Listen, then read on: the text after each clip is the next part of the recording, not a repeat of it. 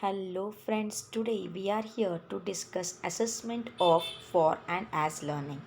So as you all know, in the TET of syllabus for the psychology we have completed inclusive education, and the next concept is assessment of for and as learning. Assessment, when we hear the term assessment guys, so the assessment means what? Assessment means, we can say in a simple words, testing. As we are making a child to learn something new, it might be regarding the concept, it might be regarding his attitudes, behavior, everything, testing that what we taught, how he learned, so that is called as assessment. So in TET syllabus, we have assessment of and for learning, which is a very important concept, and might be around two or three questions we will get for multiple choice questions from this, right? So here, assessment of learning. The first is, the purpose of this kind of assessment is usually summative. As the name indicates, summative, that is sum of, means this assessment should be carried out at the end of any work, or we can say at the end of a lesson, which is called as a summative, as at the end of a syllabus we can say. So it is designed to provide evidence of achievement to parents, other educator, the students themselves, and sometimes to outside the group. As you know, we all had in our school days, we all had the annual exams, midterm exams. So those annual exams are nothing but the summative assessment, which the whole syllabus the student has to read, and he has to present what he learned through that syllabus. So that is a summative assessment. So through this, what we can get to know, we will get to know the student achievement, how he learnt, what is his loophole, where he is lacking and all. So it will be a, what we can say, a clear picture for his or her parents, for the other teachers, for the students themselves. Okay. So next one, assessment of learning. So it is the assessment that becomes public, means we are going to provide the results in the form of a report card or something, right? So it is often contributes to pivotal decision that will affect students future. It is important then that the underlying logic and measurement of assessment of learning be credible and defensible. So, as we will give the report cards and all, it will be public, and it might affect the student future in a negative way or a positive way. Next, teachers' roles in assessment of learning. Most important point, guys. So, teacher have the responsibility of reporting student. It is not that no, this student is silent, so if I give him a less marks, so he might get hurted. This should not be a condition of a teacher. Teacher should be like, she or he should be able to give correct or effective assessment to any kind of student, so that that assessment provides him or her for a better future. A rationale for undertaking a particular assessment of learning and a particular in time. Clear description of the intended learning means where he or she is lacking, which subject he or she is lacking, whether the basics are understood by a student or no. Then processes that make it possible for students to demonstrate their competence and skill. So the teacher's roles in assessment of learning. Next. Next, we have assessment for learning. Means to make the students to learn, we have to do assessment. That is called for learning. The emphasis shifts from summative to formative here. Now, summative means what? First, teacher will teach the student, later she or he will test the student's knowledge. But here, while learning, during the process only the assessment should start, during the teaching and learning process. So the assessment for learning happens during the learning, often more than once rather than at the end. So students exactly understand what they are to learn, what is expected of them, and are given feedback and advice on how to improve their work. Means while learning only, students are given assessment, so that they will get to know what, how they have to learn, what they have to learn, in what concept they are lacking. So it will not disturb them for in the time of a summative assessment. Then In assessment for learning, teachers use assessment as an investigable. Investigable means what? To investigate, to find out where student is lacking, what is the weakness of a student. Okay, as much as they can about what their students know and what the students can do, and what confusion, perceptions, or understanding they have, what gaps they might have. So these all helps for a teacher to design a summative assessment for the students. So assessment for learning is also very necessary. So what is teacher's role in assessment for learning?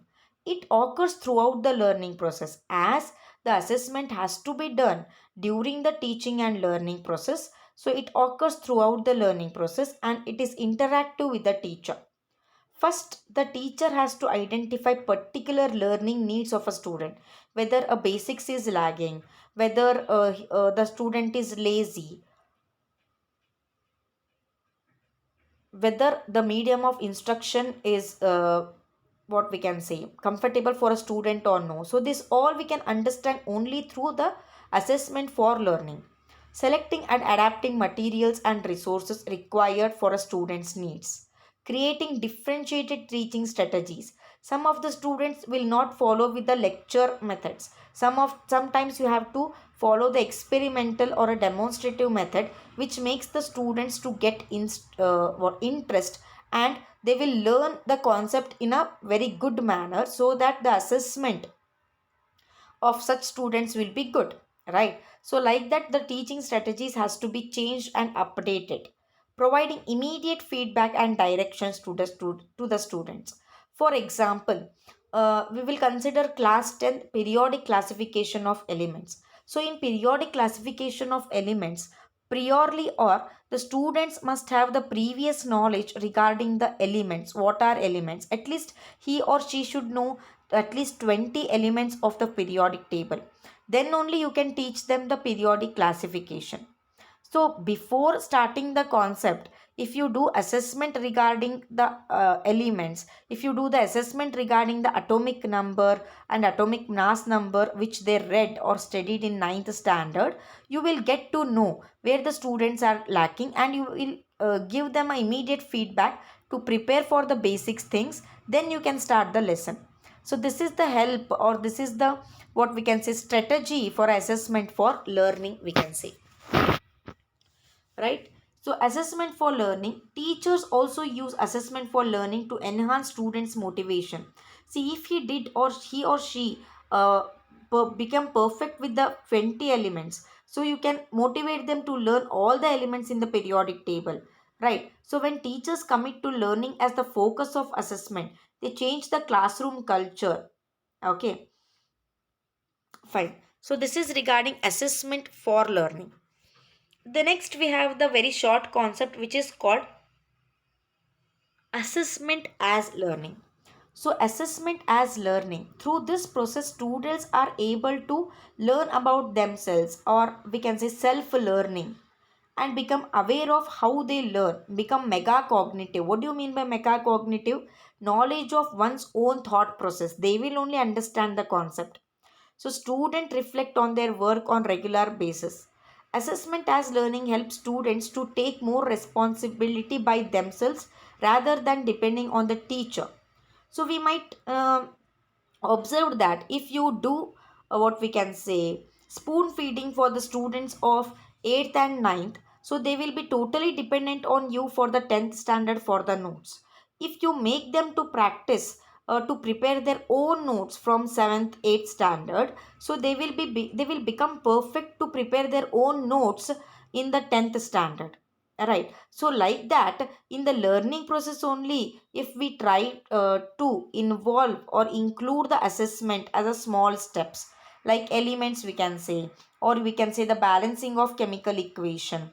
So like that, if we do the continuous or often assessment, if you do for the basic knowledge, then the students will analyze themselves, learn themselves in the higher classes, right? So assessment as learning will be important, or will be helpful for them in the future course of time.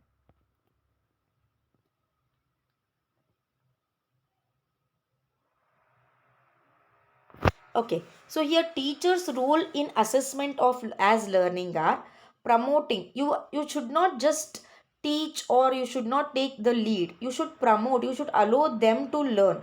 Allow them to learn, to think on their own, to understand on their own. Model and teach the skills of self-assessment. Guide the students to set their own goals, to set their own targets, to monitor or to observe their progress.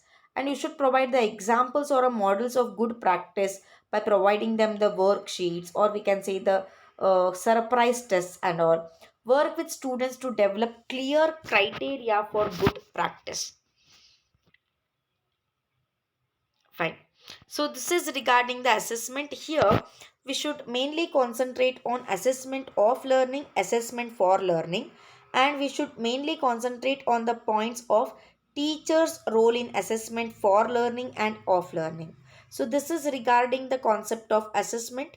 So after completing every concept or every chapter, every unit of the syllabus of psychology, we will move with, or we will continue with solving the previous year question paper. Okay, here I will end up my session. I will meet you tomorrow with a new concept. Until that, take care. Have a nice day. Bye bye.